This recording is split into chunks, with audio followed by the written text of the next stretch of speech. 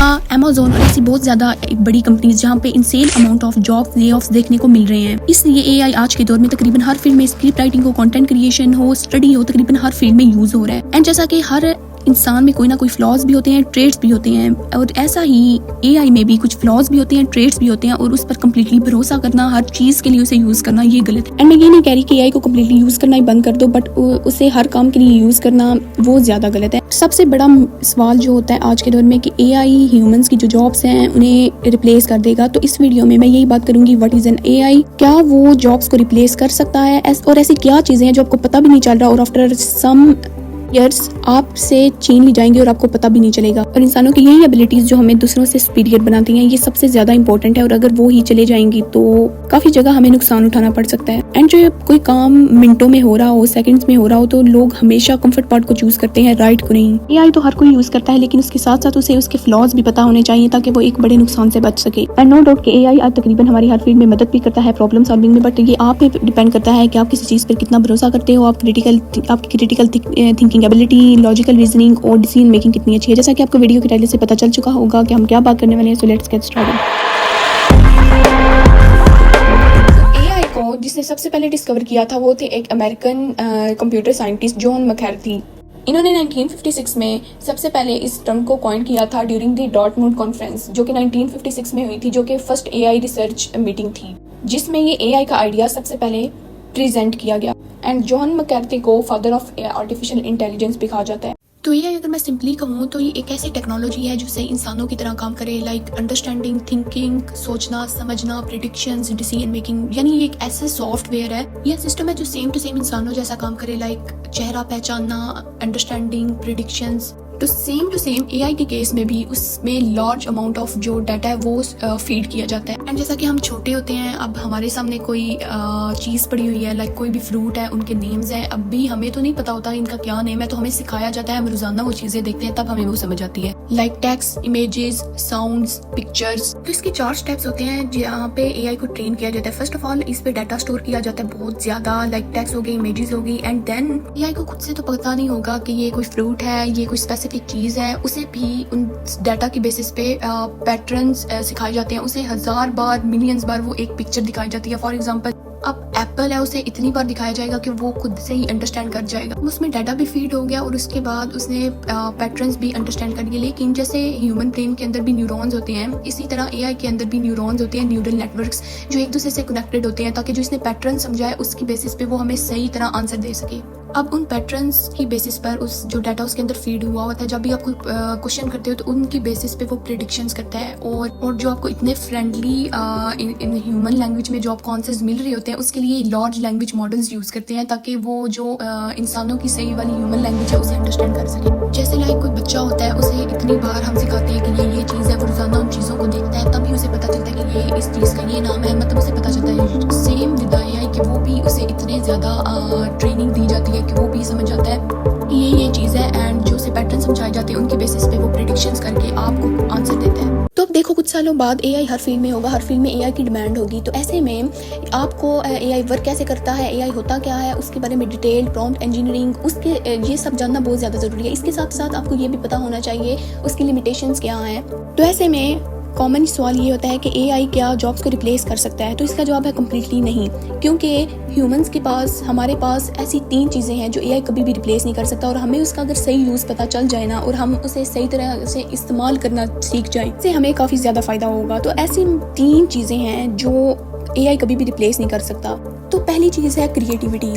Like आप कोई अपना प्रोजेक्ट बनवाते हो, आप कोई कहते हो कि ये स्टोरी लिखो, ये क्रिएट करो, तो देखो एआई को जब डाटा उसमें फीड किया जाता है ट्रेनिंग के वक्त, वो वेबसाइट्स, आर्टिकल्स, उनकी मदद से, उसकी हेल्प से इसमें एआई को ट्रेनिंग के वक्त ये डाटा फीड किया जाता है। तो जो आपको आंसर्स मिलते हैं तो वो खुद से जनरेट नहीं करता, उसमें पहले से वो होता है, उसे ट्रेनिंग के वक्त ये सिखाया जाता है। तो वो क्रिएटिविटी जो होती है ना, वो जस्ट ह्यूमंस ही क्रिएटिव सोच सकते हैं, क्रिएटिविटी सिर्फ ह्यूमंस में एग्जिस्ट करती है। क्रिएटिव थिंकिंग और क्रिएटिव स्किल्स सिर्फ ह्यूमंस के पास ही हो सकती हैं। एआई कभी भी क्रिएटिव नहीं सोच सकता, जो आपको आंसर्स मिलते हैं वो पहले से ही होते हैं, वेबसाइट से वो लेते हैं, आर्टिकल्स उसने इतने ज्यादा ट्रेनिंग के वक्त फीड किए होते हैं, उसकी वजह से। दूसरी चीज है इमोशनल इंटेलिजेंस। इमोशन एक ऐसी चीज है, ये एक ऐसी इंटेलिजेंस है जो हमें ह्यूमंस के जो बिहेवियर हैं, वो क्या सोच रहे हैं, उनके फियर, गिल्ट, हैप्पीनेस, सैडनेस, ये सारी इमोशनल इंटेलिजेंस की वजह से होता है। एंड एआई कभी भी इसे रिप्लेस नहीं कर सकता। तीसरी और सबसे इंपॉर्टेंट चीज मॉरल जजमेंट और यूनिकनेस।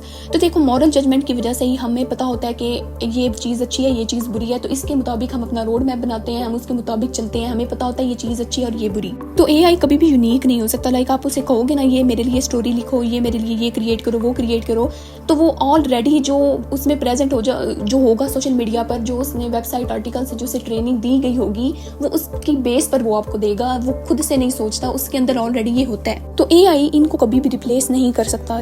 और इसके साथ साथ हमें इनका अच्छे तरीके से यूज आना चाहिए। हम क्रिएटिव कैसे सोच सकते हैं, जो आपके गोल्स हैं, इंटरेस्ट हैं, उनके मुताबिक कोई यूनिक पाथ चुनो। लाइक अगर पहले से ही किसी स्किल में, किसी सेक्टर में किसी की डिमांड है और वहाँ से पहले ही बहुत ज़्यादा रश है, डिमांड जब थोड़ी होगी, रश ज़्यादा होगा, तो यूनिक तो ना हुआ। और एक ऐसी आप अपना गोल चुनो, एक ऐसा इंटरेस्ट चुनो, उसे अपने यूनिक वे में करो जो आपके साथ अलाइन करता है, जो आपकी अपने साथ अलाइन करता है, जो आपके इंटरेस्ट के साथ अलाइन करता है, बजाय इसके कि आप दूसरों को कॉपी करो। और ये स्किल सबसे ज़्यादा इंपॉर्टेंट है, क्रिएटिविटी, यूनिकनेस, क्रिटिकली सोचना। तो ये ऐसी चीज़ें हैं जो कभी भी एआई रिप्लेस नहीं कर सकता। बट एक बात है, हमें इसका अच्छे से यूज़ आना चाहिए।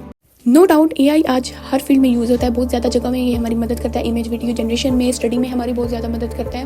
लेकिन क्या आपने कभी सोचा है हम में कितने मेजर चेंजेस आ रहे हैं? तो सुनो, कुछ सालों बाद हमारी जो क्रिएटिविटी स्किल होगी वो तकरीबन ख़त्म ही हो जाएगी। और वो कैसे? क्योंकि आजकल जब हमें कोई रिसर्च करनी होती है, कोई हमें क्विज मिलते हैं, कोई हमें प्रोजेक्ट मिलता है, कोई स्टोरी हमें लिखनी होती है, तो हम सारी चीज़ें एआई से करवाते हैं, जिसमें थोड़ा दिमाग हार्डवर्क लग रहा होता है, बजाय इसके खुद हम करने के हम एआई से करवाते हैं। मतलब वो जो भी इंफॉर्मेशन दे, हम उससे हटकर उसे एनालाइज या रिसर्च नहीं करते। जो वो कहे हम भरोसा भी कर लेते हैं, बट खुद से हम कुछ भी एनालाइज या रिसर्च नहीं करते। अगले कुछ सालों में अगर हम इसी तरह से ही इस पर कम्प्लीटली डिपेंड हो गए, तो हमारे में जो अपनी जो क्रिएटिविटी होगी, अपने से जो हमारी थिंकिंग एबिलिटी होगी, वो कम्प्लीटली तौर पर खत्म हो जाएगी। और सेकंड आता है पेशेंस, सब्र। नो डाउट एआई आज हमारे सवालों का जवाब बिल्कुल मिनटों में, सेकंड्स में देता है। इमेज जनरेशन हो, वीडियो जनरेशन हो, हमें मिनटों में वो कर देता है। और आजकल हमें इतनी आदत पड़ चुकी है कि कोई भी काम, कोई ऐसा काम जिसमें ज़्यादा दिमाग लगता है, जिसमें हमें ज़्यादा सर खपाना पड़ता है, हम उसे कम्प्लीटली क्विट कर देते हैं। क्योंकि हमें आदत हुई होती है कि हमारा काम मिनटों में हो रहा होता है, नेटवर्क ना आए, वाईफाई ना चले, तो हम इजीली फ्रस्ट्रेट हो जाते हैं। इस वजह से जब हमें इतनी आदत पड़ चुकी है कि हर काम बस जल्दी में हो, तो जब कोई काम, जब उसे लंबा टाइम लगना होता है, उसमें थोड़ा हार्डवर्क की ज़रूरत होती है, थोड़ा दिमाग लगाने की ज़रूरत होती है, तो हम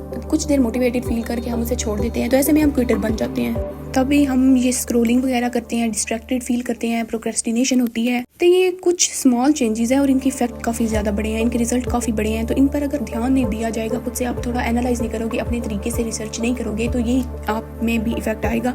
एक क्रिएटिविटी तो है जो एआई रिप्लेस नहीं कर सकता, और वो भी हमारी कम्प्लीटली ख़त्म हो गई, तो हम तो आगे प्रोग्रेस नहीं कर सकते। ये चेंजेस आप में भी कुछ सालों बाद देखने को मिलेंगी। इसके अलावा एआई जो भी आपको इन्फॉर्मेशन देता है, लाइक आपने कोई भी चीज़ सर्च की है, वो हमेशा सच नहीं होती। एआई में डिफरेंट टाइप्स ऑफ बायसेस पाए जाते हैं।